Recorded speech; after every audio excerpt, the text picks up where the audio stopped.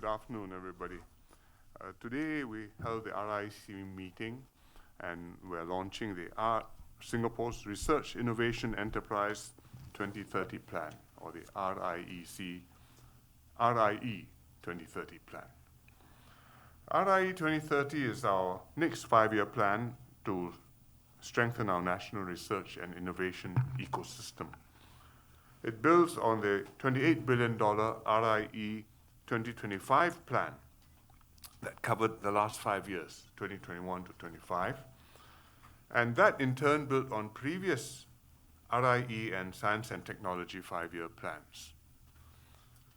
These sustained investments by the government into science and technology and RIE have built a strong talent base and robust research capabilities in Singapore.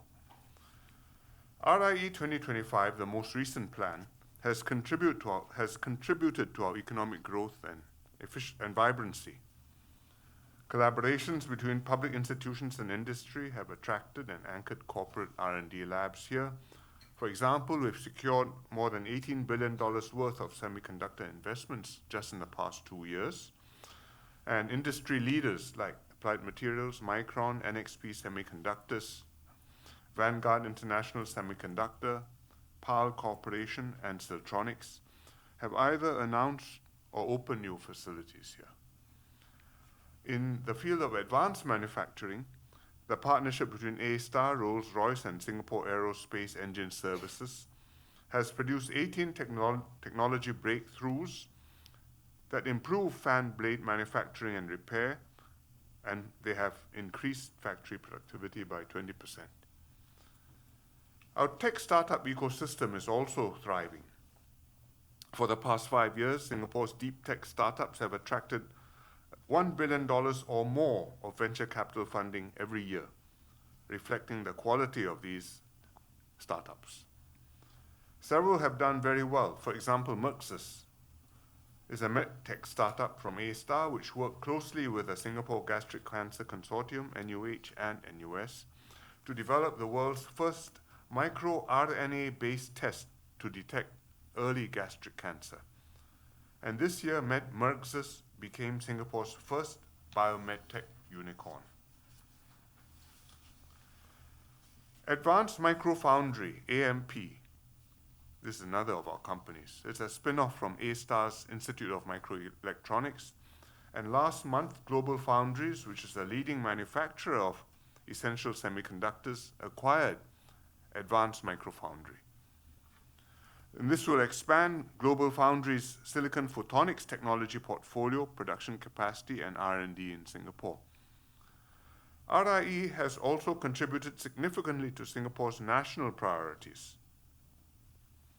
During COVID, our researchers were among the first in the world to culture the SARS-CoV-2 virus. They rapidly developed diagnostic kits and conducted research which informed our public health and vaccination policies. Our long-standing research program on myopia has developed a treatment for myopia, a low-dose atropine treatment, which significantly slows the progression of myopia, short-sightedness in young children.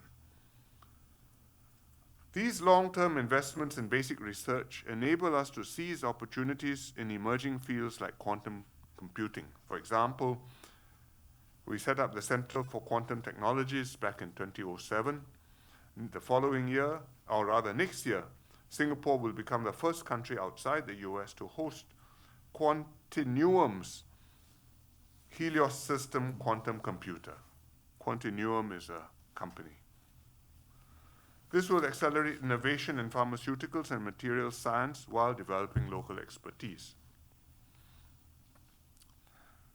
Now let me say something about our new RIE 2030. Our research and innovation will become increasingly important as our economy matures. It will drive economic growth and help us to address national priorities and challenges. The government believes in sustaining stable and consistent investments in RIE through thick and thin over the long term. And through RIE 2030, we will be investing $37 billion over the next 5 years in R&D, which is about 1% of GDP, and that's a level we've been maintaining now for nearly 20 years. The RIE 2030 plan will use R&D to support key economic and national priorities, to build capabilities in AI, data, and compute, to enable cutting-edge research and innovation, and to strengthen our talent pool and basic research capabilities. We will continue to invest in, so that's in terms of the overall shape of RIE. Structurally, we will continue to invest in each vertical domain with the specific sectors: manufacturing, trade and connectivity, human health and potential, urban solutions and sustainability, and smart nation and digital economy. And we will also support the horizontal enablers, academic research as well as talent. In the previous RIE, innovation and enterprise was the third horizontal enabler. But this time, we've decided to restructure it and to take innovation and enterprise under each vertical domain, because this will help us to develop end-to-end sector-specific innovation and enterprise strategies for each domain better. And this will be, at the same time, we will continue to support across the board early-stage research, translation, and enterprise innovation activities in all fields and sectors. The one important change in RIE 2030 is we will now be having a few RIE flagships and grand challenges. And these will be large national programs with a strong mission focus. Each national program will develop a coordinated portfolio of research projects to address major challenges in one single important sector or area. This will help to focus our efforts and our attention and create more value and impact. So we will start off with 2 RIE flagships and 2 RIE grand challenges. Today we are announcing 1 each. And the first RIE flagship will be in semiconductors. The semiconductor industry is a key part of our economy. Within the next 5 years, by 2030, the global industry is expected to reach $1 trillion in revenue, with an additional $300 billion of potential upside because of generative AI. The semiconductor flagship's goal is to make Singapore a strategically important R&D node in the industry, and it will anchor and expand high-value corporate research and manufacturing in Singapore to support the growth of globally competitive local companies and deep tech startups. Our first RIE Grand Challenge will be maximizing healthy and successful longevity. Aging, as we all know, is one of our most pressing national issues. By 2030, a quarter of Singapore's population will be aged 65 or older. The Grand Challenge will tackle critical knowledge gaps and strive to delay the onset and progression of cognitive decline and the loss of physical function in older people.